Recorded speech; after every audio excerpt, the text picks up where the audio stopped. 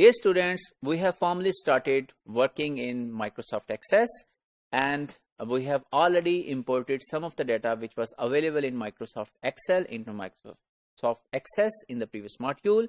And in this module, we are going to start another topic in this series of topics on Microsoft Access, that is known as how we can create tables and how we can manage tables in database. So we will try to cover how tables can be created, how we can add fields, how data can be added, and how we can update and delete the records and even the tables. So let's start the practical.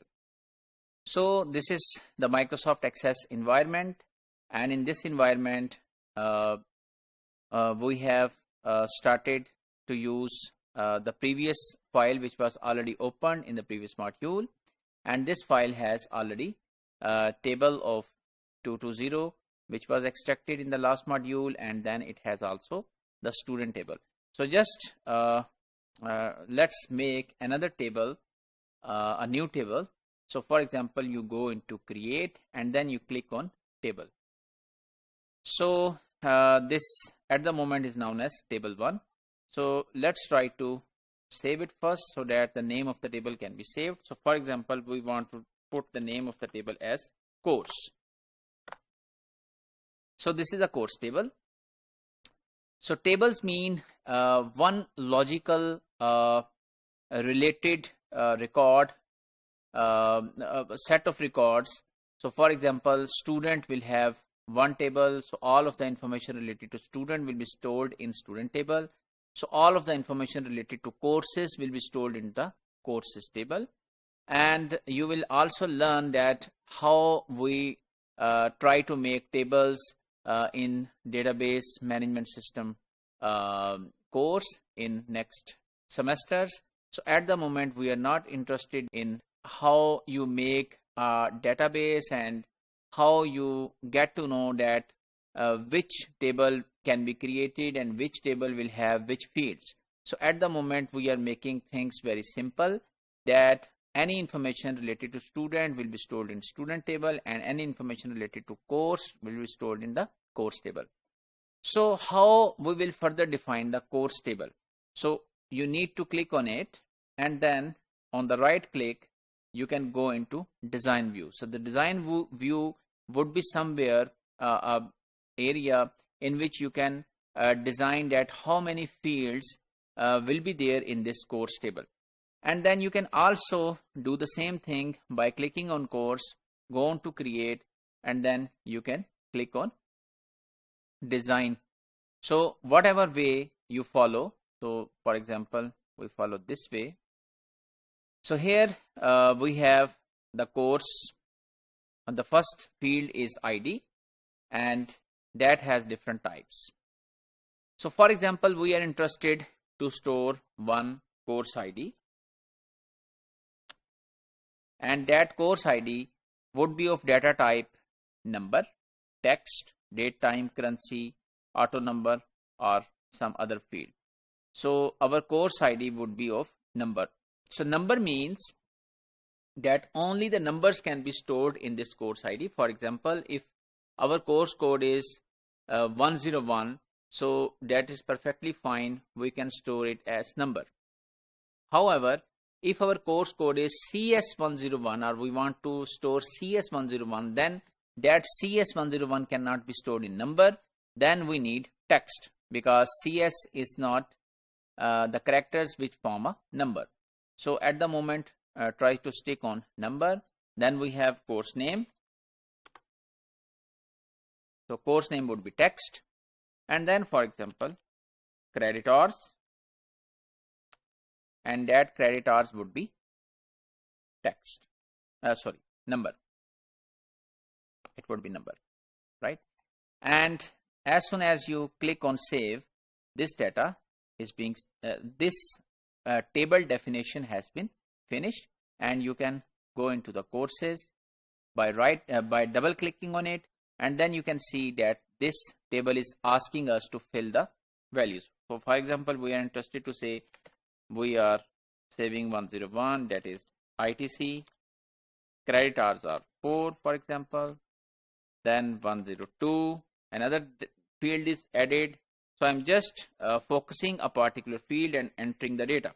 So for example, that is physics, and that has 3 credit hours.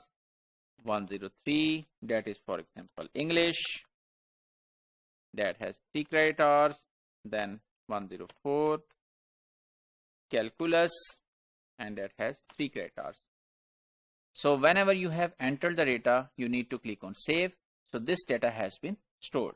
So for example, if you go to the other table and then you come back to the main table, so you can see that these 4 records are already have been stored. So we have created a table, we have added the fields, and we have added the data. Now if you want to delete any record from this table, so you just need to focus that record and then you can just delete it. So for example, let's move to the deletion process. So for example, here we want to delete this record. So it's asking you are about to delete one record, which was, it was 102. It has already deleted and it is showing, but if we select no, it will be reverted. So we are interested to delete physics, and we said okay, delete record, and that 102 has been deleted. And once it's deleted, you need to click on save. So this is how the values in this table are filled and how the field is deleted. And then if you are interested to update, so for example, now we are interested to say that this is not calculus, this is calculus 1. So you can just add -1, come over here again, 1. So calculus 1 is added over here, and once it is added, so press on save. So this save will save these changes. So this is how the data would be updated. So if you go to the student and then come back, so you can see that this has been updated. So we have seen that how the table is generated, how the records are added, how the records are deleted, and how the record is updated. So one important thing for any table is that it should have a primary key. So here you can see a key. So this means that all of the information present in this table, any of the record will be uniquely identified using course ID. This means that there could be no 2 courses having the same code. So if that is the case, then it's not the primary key. So for example, if we do like this, so it says the changes requested to the table were not successful because they would create duplicate values in the index, primary key, or relationship. Change the data in the field or fields that contain duplicate values, remove the index, or redefine the index to permit duplicate entries, and try again. So it is not giving us a chance to make it the same. So this means that we even cannot forcefully enter any of the values which are duplicated in this table on course ID field. So any field in a table should be a primary key. And then there was another thing which I want to show. If I go on student table and design view, and then it's saying auto number.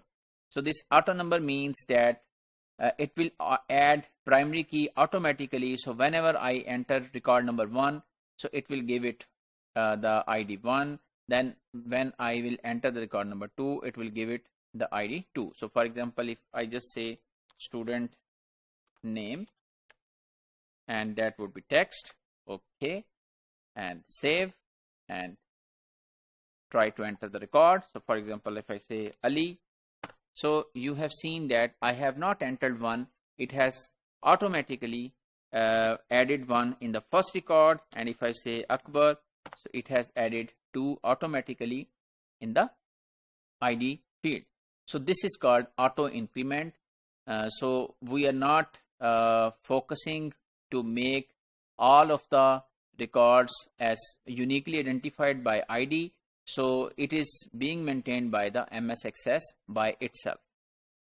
So let's conclude today's module. We have learned today many things by making how we can make new tables, how we can add record, how can we delete record, how can we update record, and we have seen that how different types of data can be stored like text, number, auto number, etc. And we will be coming back to you with some other exciting features of Microsoft Access in the next module.